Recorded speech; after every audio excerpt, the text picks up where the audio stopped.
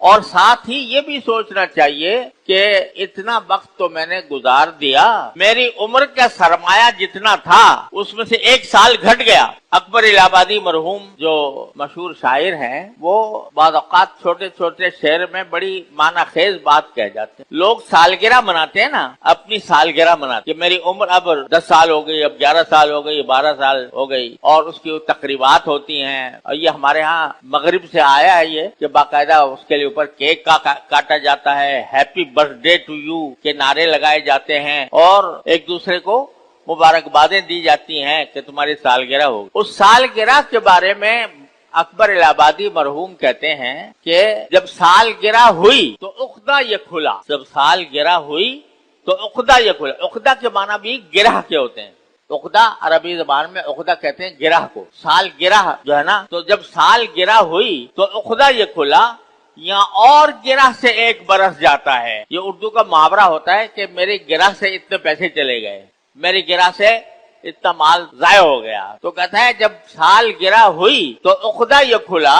کہ یا اور گرہ سے 1 برس جاتا ہے، کہ جو گرہ میں اپنے جیب میں جتنا سرمایہ لے کر آئے تھے اپنی عمر کا، اس کا 1 برس اور چلا گیا۔ تو یہ بتاؤ خوشی منانے کی بات ہے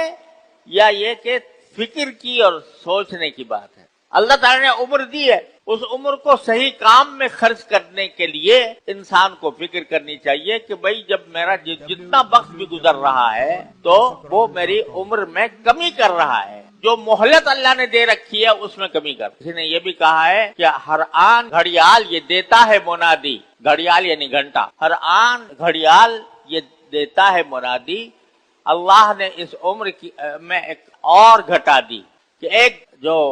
گھنٹہ گزرا تو میری عمر کا 1 گھنٹہ اور کم ہو گیا۔ اللہ تعالیٰ نے جو سرمایہ دیا ہوا ہے وہ گھٹ رہا ہے، لہذا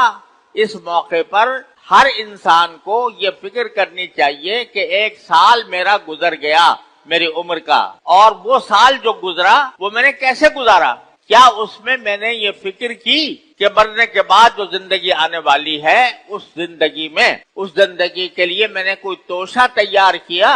کوئی ایسا کام کیا جو مجھے اس زندگی کے اندر کام آئے؟